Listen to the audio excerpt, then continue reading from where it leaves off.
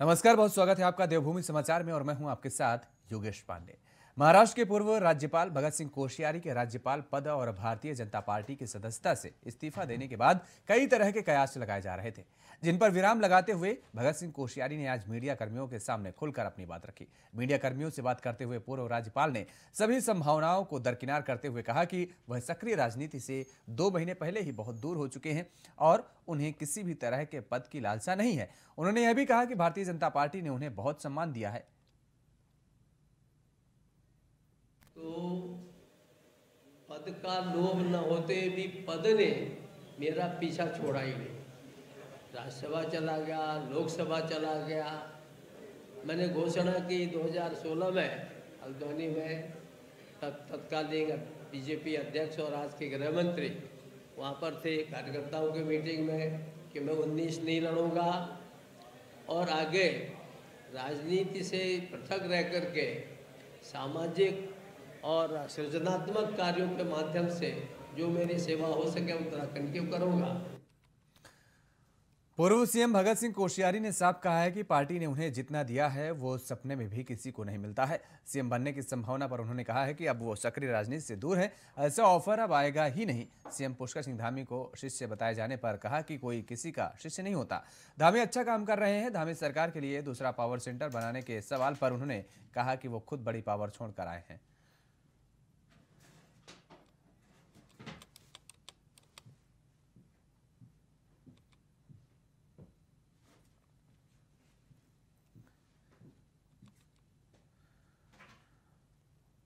पूर्व सीएम भगत सिंह कोश्यारी के द्वारा उत्तराखंड राज्य की सेवा किए जाने और राज्य में गैर आबाद हो चुके गांवों को फिर बसाने की इच्छा जाहिर करते हुए कहा है कि अगर उनकी इस मुहिम पर अगर कोई और भी काम कर रहा है तो उसका भी स्वागत करते हैं। पूर्व सीएम ने यह बात राज्यसभा सांसद अनिल बनोनी के परिप्रेक्ष्य में कहा है, जो लगातार रिवर्स पलायन की मुहिम छेड़े हुए हैं।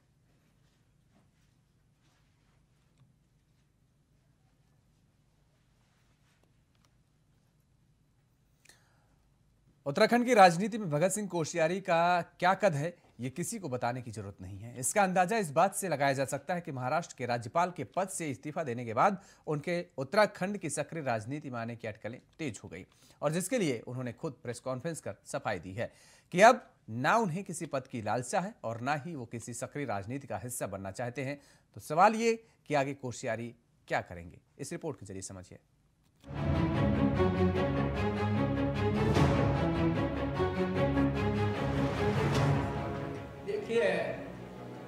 वो कोई भी अच्छा काम करेंगे उनके साथ दूंगा, लेकिन 1 घंटे का मौन कभी नहीं रखूंगा। जब से कोश्यारी महाराष्ट्र से उत्तराखंड वापस आए हैं, तब से उनकी उत्तराखंड में राजनीति में भूमिका को लेकर किस्से और कहानी सियासी गलियारों में गूंज रही थी। सवाल यही था कि भगत का अगला कदम क्या होगा। वैसे तो उत्तराखंड में नेताओं की एक ऐसी कतार बनती हुई नजर आ रही है जो सक्रिय राजनीति से दूर रहने की बात तो करते हैं, लेकिन दूर नहीं रह पाते, क्योंकि कार्यकर्ताओं के दबाव में फिर से राजनीति करते रहते हैं। कांग्रेस की बात करें तो पूर्व मुख्यमंत्री हरीश रावत भी सक्रिय राजनीति से दूर रहने की बात करते हैं, लेकिन ऐसा होता नजर नहीं आता। और बीजेपी में भी पूर्व सीएम भगत सिंह कोश्यारी की यही राह पकड़ते हुए नजर आ रहे हैं। देखो, मेरा काम समाधान का है, मेरा काम सृजन का है, मेरा काम विस्फोट का नहीं है। इसलिए आप मेरे से किसी विस्फोट की संभावना छोड़ो। वैसे ही हम विस्फोटों से परेशान हैं, कहाँ जो सिमट का है, कहाँ उधर परेशानी हो रही है, तो इसलिए किसी विस्फोट की कोई संभावना नहीं। भगत सिंह कोश्यारी इसी राजनीतिक संकल्प को लेकर बीजेपी और कांग्रेस अलग अलग बयान देते हुए नजर आ रहे हैं।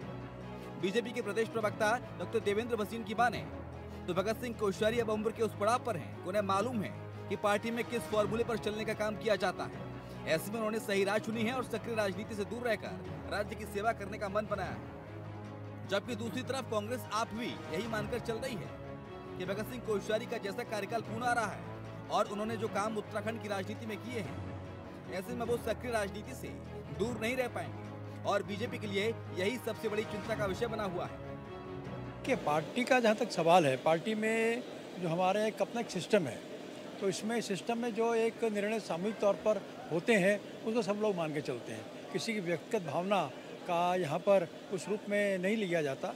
एक सामूहिक निर्णय होता है जो बड़े परिप्रेक्ष्य में लिया जाता है, तो वो बात अलग है, भावना किसकी क्या है। लेकिन जो कोश्यारी जी ने कहा है, मैं उसका अधिक महत्व देता हूँ, और जो उनकी भावना वो भी अपने आप में स्वागत योग्य है। उत्तराखंड में गढ़वाल मंडल की राजनीति को जो है कोश्यारी जी ने बहुत बड़े रूप से प्रभावित किया है, और यहाँ से उन्होंने राजनेताओं को घर बिठाने का काम किया है। और भारतीय जनता पार्टी में जिस प्रकार हर उठा पटक के पीछे भगत सिंह कोश्यारी जी का नाम लिया जाता है, और आज तक जो यहाँ पर सबसे ज़्यादा मुख्यमंत्री देने का काम भारतीय जनता पार्टी ने किया, तो उसमें भी कहीं ना कहीं भगत सिंह कोश्यारी जी की अहम भूमिका है। उत्तराखंड में यूं तो नेताओं की कमी नहीं है, लेकिन भगत सिंह कोश्यारी के आने के बाद सीनियर नेताओं की सूची में एक और नाम जुड़ गया है, और ये नाम ऐसा है जो विपक्ष के साथ साथ सत्ता पक्ष के लिए भी मिस्ट्री बना हुआ है कि आखिर उनका अगला स्टेप क्या होगा। क्या वो सक्रिय राजनीति से दूर रह पाएंगे? देहरादून से अभय केतुरा, इंडिया वॉइस। उत्तराखंड बीजेपी के प्रदेश प्रभारी दुष्यंत कुमार गौतम के उत्तराखंड दौरे पर आने के बाद एक बार फिर मिशन 2024 का लक्ष्य दोहराते हुए उन्होंने कहा कि इस लक्ष्य को पाने के लिए बीजेपी ने अपनी रणनीति बनानी शुरू कर दी है, जिसमें पार्टी का लक्ष्य विपक्षी दलों बाकी ध्यान न देकर अपने निर्धारित लक्ष्य यानी 51% वोट बैंक प्राप्त करने का है। और इसके साथ ही बीजेपी प्रदेश प्रभारी ने कहा है कि समय आने पर पार्टी के कार्यकर्ताओं की हर काम में दायित्व देने का भी काम किया जाएगा। बीजेपी के प्रदेश प्रभारी से खास बातचीत की है हमारे संवाददाता अभय कैतुरा ने। हमारे साथ हैं बीजेपी के प्रदेश प्रभारी दुष्यंत कुमार गौतम जी। आज देहरादून के दौरे पर हैं, 2 दिन का दौरा, हर महत्वपूर्ण बैठक आज बूथ मैनेजमेंट की और शक्ति केंद्रों की है। हमारे साथ बातचीत करें।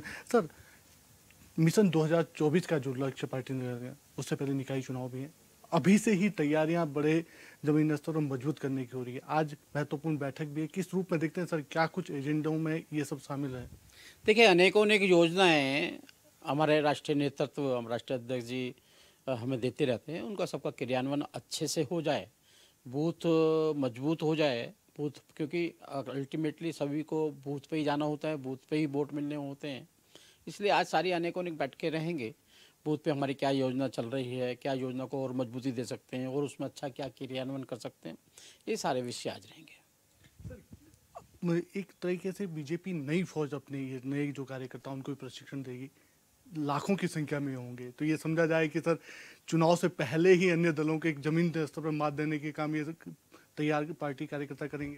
देखो, प्रधानमंत्री जी आह्वान किया है, चुनाव जीतना ही हमारा लक्ष्य नहीं है, अब लोगों के दिल जीतना है, और दिल जीतने के अंदर कोई भी जाति, धर्म, भाषा का व्यक्ति है, उस तक भारतीय जनता पार्टी की विचारधारा को पहुंचाना और उसकी समस्याओं को निदान करना। और उसके अंदर हमारी वर्तमान की यहाँ की सरकार बहुत मेहनत और लगन से, पारदर्शिता से काम कर रही है। जो भी समस्या आती है उसका निदान परमानेंट करती है। इसलिए हमें लगता है कि हम उत्तराखंड के अंदर भारी बहुमत से जीतने का कराएंगे। प्रभारी जी जब उत्तराखंड के आते हैं तो पार्टी कार्यकर्ताओं को एक अजीब उत्साह यहाँ पर रहता है, एक नई उम्मीद रहती है कि इस बार शायद प्रभारी जी उनके लिए दायित्वों को लेकर भी कुछ बातचीत करेंगे। तो क्या सर इस बार वो चीज़ें संभव हो पाएंगी? क्या होली में वो सौगातें दे पाएंगे सर? देखिए, संगठन है और संगठन की सभी प्रक्रियाएं हम पूरी करते आ रहे हैं, और दायित्वधारी का यहाँ तक संबंध है, दायित्व जो दिए जाते हैं समाज की सेवा के लिए दिए जाते हैं। अगर वो दायित्व बने हुए हैं तो उनका निर्वाह भी होना चाहिए। तो मुझे लगता है कि हम सभी संगठन के संपूर्ण कर चुके हैं, अब हम दायित्वधारियों का निर्णय करेंगे, होली से पहले हो या बाद में हो, देखेंगे उसको। मुझे लगता है जल्दी होगा। सर, एक आखिरी सवाल, सरकार ने जो निर्णय अभी लिए, चाहे वो सशक्त कानून नकल विरोधी कानून का हो या उससे पूर्ण सशक्त धर्मांतरण का, किस रूप में देखते हैं, जनता के बीच में कितना लाभप्रद होंगे? ये सारे योजनाएं हम जनता के लिए ही बनाते हैं। जनता के मन की जो बातें होती हैं, जनता जो चाहती है, उसके हिसाब से ही हम क्रियान्वयन करने का काम करते हैं। और मुझे लगता है कि उत्तराखंड की जनता आज हमसे आश्वस्त है। हमारे मुख्यमंत्री जी का जो नेतृत्व है, उसके कारण से जो उनका समाज के अंदर और प्रधानमंत्री के आने वाला दशक उत्तराखंड का होगा, उस सबको क्रियान्वयन करने के लिए हम पूरी ताकत से लगे हुए हैं। और जहाँ तक हमारा विरोधी दलों की बात है, हम 51% के से ज़्यादा के लिए काम कर रहे हैं। जो आपने देखा होगा मुख्यमंत्री के चुनाव में आपको देखने के लिए मिला, जिस प्रकार से गुजरात के अंदर हम 53% वोट लेके आए हैं, ऐसे ही हम अपने विपक्ष में कौन खड़ा है हम उसको नहीं देख रहे, हम लोगों के दिल को जीतने का काम कर रहे हैं। ये थे बीजेपी के प्रदेश प्रभारी दुष्यंत कुमार गौतम जी, जिनका साफ तौर पर कहना है कि विपक्ष नहीं देख रहे हैं, विपक्ष को नहीं देख रहे हैं, बल्कि वो जो लक्ष्य निर्धारित करा है 51% वोट पाने का, उसी लक्ष्य को पाने की दिशा में बीजेपी काम कर रही है। कैमरामैन सुनील साथ अभय केंतुरा, इंडिया वॉइस, देहरादून। उत्तराखंड में G20 बैठकों को लेकर तैयारियां जोर शोर से चल रही हैं। G20 की तीसरी बैठक के लिए रामनगर का चयन किया गया। राज्य के नोडल अधिकारी सचिव पंकज पांडे का कहना है कि मुख्यमंत्री ने यह निर्देश दिए हैं कि उत्तराखंड में ऋषिकेश और नरेंद्र नगर के अलावा कुमाऊं में भी एक सम्मेलन स्थल होना चाहिए, जिसमें केंद्र की तरफ से अब रामनगर का चयन किया गया है, जहां पूरे देश से 70 से ज्यादा वैज्ञानिक भाग लेंगे। बता दें कि 26 से 28 मार्च तक इस सम्मेलन का आयोजन किया जाएगा।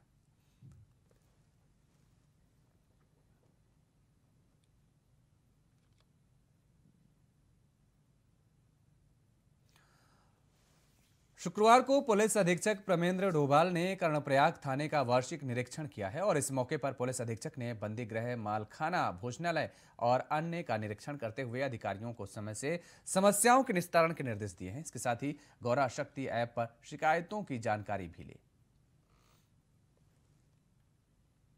वार्षिक निरीक्षण थाना का किया गया था और इसमें क्योंकि लोगों के जो हमारे कर्मचारी रुक रहे हैं, जहाँ पर रहते हैं, वहाँ पर उनका रुकने का कैसा अरेंजमेंट है उसको देखा गया। उनके खाने के भोजन की क्या व्यवस्था है उसको देखा गया। कुछ अभी हमारे सुधार की आवश्यकता है, खासकर भोजन, जहाँ पर हमारा भोजन का मैस का जो है उसको हम लोग थोड़ा और ठीक कराएंगे। इस बार 4 धाम के टाइम में इस व्यवस्था में थोड़ा दुरुस्त करेंगे। और बाकी ऊधम सिंह नगर का सीमा विधानसभा खटीमा में आज अनुसूचित जाति जनजाति का महासम्मेलन आयोजित किया गया। SC/ST जाति के इस महासम्मेलन में सांसद अजय टमटा के साथ ही प्रदेश के मुख्यमंत्री पुष्कर सिंह धामी ने मुख्य अतिथि के रूप में भाग लिया। SC/ST जाति के इस महासम्मेलन का उद्देश्य वर्तमान समय में आ रही समस्याओं और आवश्यकताओं के लिए विचार विमर्श किया जाना और सरकार से उनके समाधान की मांग करना था। इस महासम्मेलन में SC/ST जाति के वक्ताओं ने वर्तमान समय में समाज के आगे आ रही समस्याओं को विस्तार पूर्वक मंच के माध्यम से रखा।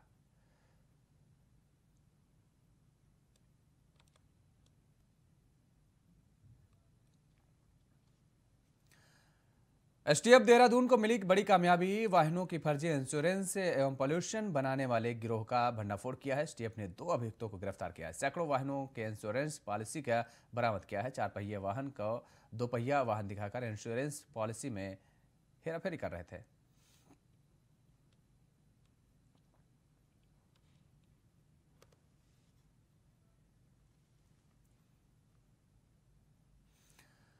केदारनाथ धाम के कपाट 25 अप्रैल 2023 को श्रद्धालुओं के दर्शन के लिए खोल दिए जाएंगे। जिलाधिकारी मयूर दीक्षित ने यात्रा के सफल संचालन के लिए संबंधित विभागों द्वारा की जाने वाली तैयारियों और व्यवस्थाओं को मार्च महीने के अंत तक पूरी करने के निर्देश दिए हैं।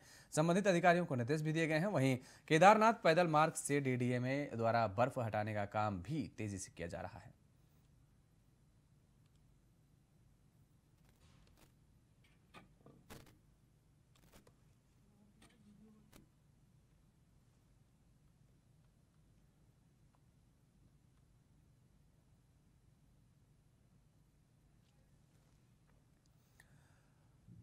उत्तराखंड में भाजपा की सरकार को सत्तासीन हुए लगभग 1 साल का कार्यकाल पूरा होने वाला है, लेकिन इस 1 साल में अभी तक सरकार अपनी पार्टी कार्यकर्ताओं और नेताओं को दायित्वों की सौगात नहीं दे पाई।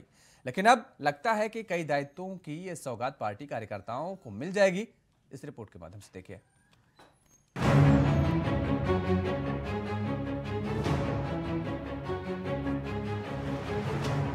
उत्तराखंड की बीजेपी सरकार इस बार उम्मीद के मुताबिक पार्टी के कार्यकर्ताओं और नेताओं को दायित्वों की सौगात दे सकती है। खबरें तो यही हैं, क्योंकि पार्टी स्तर पर इसका होमवर्क पूरा हो चुका है। दावा तो यही है और जल्द ही संगठन स्तर से सरकार के मुखिया को दायित्वों की लिस्ट भी सौंप दी जाएगी। चर्चाएं तो यही हैं। वैसे बीजेपी प्रदेश अध्यक्ष महेंद्र भट्ट की माने तो संगठन के नेताओं के दायित्व का दर्द जल्द खत्म कर दिया जाएगा। लगभग अंतिम चरण में है और हमारे प्रभारी 24-25 तारीख को दुष्यंत गौतम जी आ रहे हैं एक बार उनसे चर्चा के बाद, और मुझे लगता है बहुत जल्दी दायित्व जो प्रमुख कार्यकर्ताओं को वो दे दिए जाएंगे। तो क्या माने संगठन भी ये महसूस कर रहा है कि नहीं, महसूस देना ही होता है, महसूस का विषय नहीं है। हर बार दिए जाते हैं कार्यकर्ता, अभी क्योंकि संगठन हमारा बन रहा था और मुझे बताते हुए खुशी है कि हमने बहुत जल्दी अपना संगठन बन रहा था, सारे मोर्चे प्रकोष्ठ हमने गठित कर दिए हैं। अब बहुत से कार्यकर्ता हैं जो हमको जिनका सहयोग सरकार में लेना है, ऐसे सभी कार्यकर्ताओं हम दायित्व देंगे। वहीं दूसरी ओर दायित्वों को लेकर बीजेपी नेताओं के मन में लड्डू फूट रहे हैं, तो दूसरी तरफ कांग्रेस अब भी सवाल खड़े कर रही है। कांग्रेस अब भी इसे भाजपा सरकार की नौटंकी करार दे रही है। इसमें कार्यकर्ताओं को पिछली बार की तरह ही इस बार भी मायूसी ही छात लगेगी। जबकि भाजपा संगठन के नेताओं की माने तो संगठन स्तर पर इसकी कसरत पूरी हो चुकी है और सीएम जल्द ही ये सौगात का पिटारा खोल देंगे। निश्चित रूप से पार्टी के वरिष्ठ पदाधिकारी जो कई वर्षों से पार्टी का काम कर रहे हैं और हमारे बहुत सारे ऐसे लोग हैं जिनको हम टिकट नहीं दे पाए विधानसभा का, ऐसे वरिष्ठ लोगों की सूची संगठन स्तर पर और सरकार के स्तर पर विचाराधीन है, उसमें विचार चल रहा है और मुझे उम्मीद है कि जल्दी ही हमारा नेतृत्व चाहता है कि यथाशीघ्र दायित्वों का वितरण हो जाए। भारतीय जनता पार्टी चाहे आज दायित्व दे, चाहे कल दे, चाहे परसों दे, वो उनका अंदरूनी मामला है, हमारा कोई उससे लेना देना नहीं है। लेकिन मद्देनजर जरूर उनको राज्य की वित्तीय स्थिति रखनी होगी कि बहुत ही विकट आर्थिक परिस्थितियों से हम गुजर रहे हैं। ऐसे में आप दायित्व जहां जरूरी है वहीं दें, नाहक किसी को खुश करने के लिए या किसी गुट विशेष को संतुष्ट करने के लिए दायित्वों की बंदरबांट नहीं होनी चाहिए। उत्तराखंड में दायित्व हमेशा से चर्चा का विषय रहे हैं, क्योंकि कभी इन दायित्वों के चलते राज्य की पहली निर्वाचित सरकार भी विवादों में रही है और उसके बाद से इन दायित्वों को लेकर सरकार और संगठन में कई मतभेद देखने को मिले हैं। इस बार भी धामी सरकार में दायित्वों को लेकर बीजेपी के भीतर काफी घमासान मचा है। ऐसे में देखना ये होगा कि दायित्वों का एहसास धामी सरकार में किसके सर सजता है और किससे मायूसी मिलती है। देहरादून से अभय कैतुरा।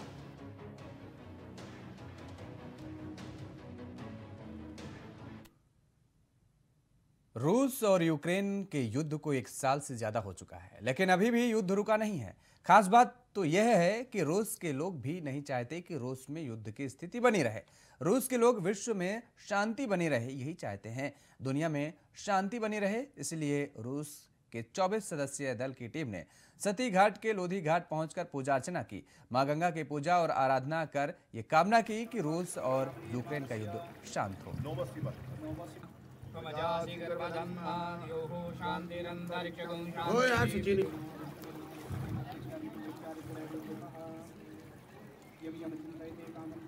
I very like puja, yagya for peace, for people all together, for love. I'm happy, my people happy. We want only peace and love. बात यह है, ये लोग रशिया से लोग आए हुए हैं, 24 लोग हैं लोग, और 24 लोग जो हैं लोग हैं, और 24 के 24 लोग जो हैं धर्मपरायण व्यक्ति हैं। सब ये सो है, धर्म के प्रति सबकी आस्था है और पहले भी हिंदुस्तान आ चुके हैं। गंगा में बहुत आस्था है, हरिद्वार में आस्था है, ऋषिकेश में आस्था है। इस वजह से यहाँ पे इन्होंने दिमाग में आया कि यूक्रेन में युद्ध चल रहा है, रशिया में युद्ध चल रहा है, तो इस युद्ध को हम लोग जो है कैसे निपटा सकते हैं। और तो कोई रीजन है नहीं इनके पास में और कोई चांस है नहीं इनके पास में, तो इन्होंने सोचा कि क्यों ना गंगा माई से प्रार्थना की जाए और उस युद्ध को निपटाने के लिए उन्होंने यज्ञ किया। उसको उन्होंने यज्ञ करके उनको जो कब से कब तक ये यज्ञ चला? 9 दिन तक यज्ञ समझ लो।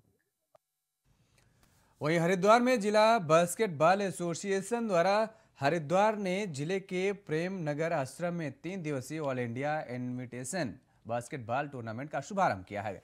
प्रतियोगिता के शुभारंभ पर मुख्य अतिथि के तौर पर उत्तराखंड सरकार के खेल मंत्री रेखा आर्य, हरिद्वार सांसद रमेश पोखरियाल निशंक और पतंजलि योगपीठ के आचार्य बालकृष्ण मौजूद रहे।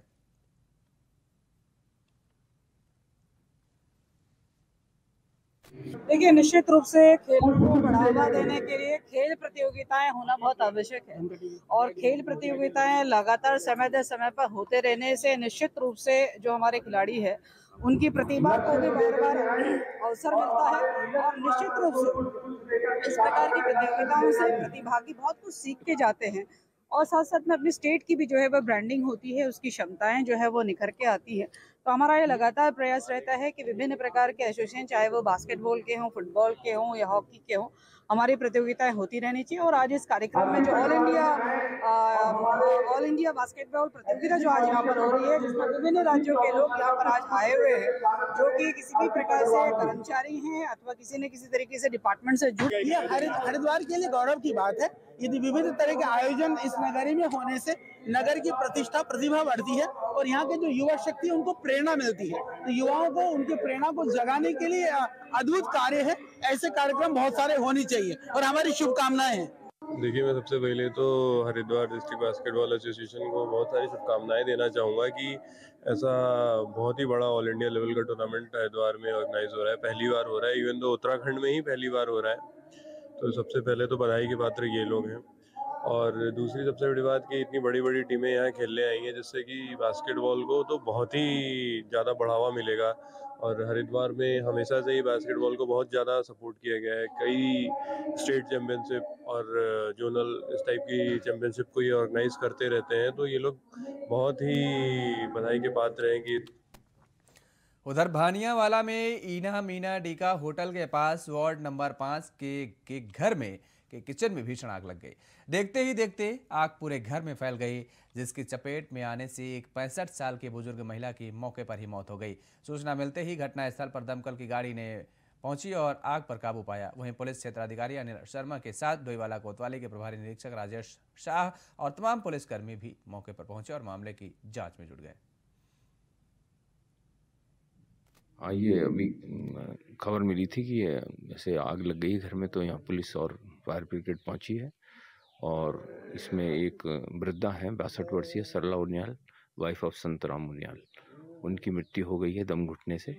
वो बीमार थी और वहाँ पर घर में कोई था नहीं, तो इस वजह से वो उस कमरे में बंद रह गई। उनको ले जाकर अस्पताल ले जाया गया, उनको मृत्यु घोषित किया गया। तो पंचायतनामा भरवा के और जो आवश्यक कार्रवाई है वो की जा रही है।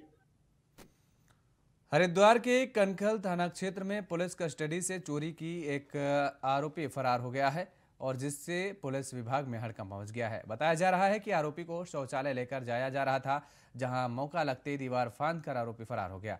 एसपी सिटी स्वतंत्र कुमार ने बताया कि फरार आरोपी की गिरफ्तारी के लिए सभी थानों के फोर्स को लगा दिया गया है। जल्द ही आरोपी को गिरफ्तार कर लिया जाएगा। एक चोरी का मामला आया था प्रकाश में, उसमें 2 अभियुक्तों को गिरफ्तार किया गया था। उसमें एक रवि था और एक उसी के साथ का चवन्नी है। तो रवि सुबह बाथरूम के लिए गया और दीवार फांद के भाग गया था। उसमें सारे थानों की फोर्स हमारी लगी हुई है, कनखल थाने की भी फोर्स लगी हुई है और सर्च अभियान चल रहा है। बहुत जल्द ही उसको रवि को हम लोग अपनी गिरफ्तार में ले जाएंगे। इस तरह की घटना दूसरी बार हुई है कनखल थाने? देखिए, बाथरूम भी एक बार भागा था इस तरह की। हाँ, बाथरूम को गया हुआ था और ये दीवार फांद के गया है। तो इसके पूर्व वाले में तो तुरंत हम लोग हमारे कब्जे में आ गया था और इसको भी जल्द ही हम लोग गिरफ्तार करेंगे। उत्तराखंड में आबकारी विभाग यूं तो तमाम मामलों को लेकर विवादों में रहता है। इस बार रेवेन्यू वसूली पर विभाग की कार्यप्रणाली सवालों के घेरे में है। बड़ी बात यह है कि तमाम समीक्षा बैठकों के दौरान वसूली न कर पाने को लेकर स्थितियां सामने आ रही हैं, लेकिन इसके बाद भी इसमें सुधार नहीं हो पा रहा है। इसी को देखते हुए उधम सिंह नगर और पिथौरागढ़ जिले के जिला आबकारी अधिकारियों को उसके मद्देनजर कड़े निर्देश भी दिए गए हैं। वर्तमान वित्तीय वर्ष में आबकारी विभाग से संबंधित जो राजस्व का लक्ष्य है 3600 करोड़ का, 3600 करोड़ का, उसके सापेक्ष लगभग अभी जो कल तक की फिगर है 3100 करोड़ का वसूली प्राप्त की जा चुकी है विभाग के द्वारा, जो ट्रेजरी से ऑलरेडी फिगर मिलान कर लिया गया है। बाकी जो अवशेष है उसकी कार्रवाई चल रही है। जहाँ तक आपने बोला रिकवरी सर्टिफिकेट के संदर्भ में, तो रिकवरी सर्टिफिकेट विभाग के द्वारा जिन भी हमारे बकायेदारों के खिलाफ जारी किए गए हैं, उस पर कुछ मामलों में एक आबकारी एक्ट के प्रावधान के तहत अपीलें आबकारी आयुक्त के वहाँ या कुछ शासन में सचिव के वहाँ पेंडिंग है। कुछ प्रकरण जो है माननीय उच्च न्यायालय में पेंडिंग है। उसको छोड़ते हुए सभी मामलों में कार्रवाई। चुनाव के दौरान पार्टी विरोधी काम करने वाले कार्यकर्ताओं को भाजपा ने लिस्ट तैयार कर ली है और ऐसे कार्यकर्ताओं पर बीजेपी जल्द कार्रवाई करने की तैयारी में है। प्रदेश प्रभारी दुष्यंत गौतम ने कहा है कि बीजेपी संगठन स्तर पर दायित्व को लेकर फाइनल तैयारी चल रही है। सभी के साथ बैठक जल्द ही नाम फाइनल कर लिए जाएंगे, लेकिन ऐसे कार्यकर्ता जिन्होंने चुनाव के दौरान पार्टी विरोधी काम किया है उनको इस लिस्ट से दूर रखा जाएगा। देखिए, ये लोकतंत्र है, कोई किसी को लिस्ट नहीं देता, मिलकर बैठकर लिस्ट बनाई जाती है। तो मिलकर बैठकर लिस्ट बनेगी। सभी अनेकों अनेक कार्यकर्ता जो वर्षों से पार्टी का योगदान कर रहे हैं, पार्टी को आगे बढ़ाने का काम कर रहे हैं, उस पर ध्यान दिया जाएगा। साथ साथ अभी जो चुनाव गए हैं, इसमें किसी ने भी पार्टी विरोधी काम किया गया है, उनको कोई भी स्थान नहीं दिया जाएगा। देवभूमि समाचार में फिलहाल इतना ही। खबरों के लिए आप बने रहिए इंडिया वॉइस के साथ। नमस्कार।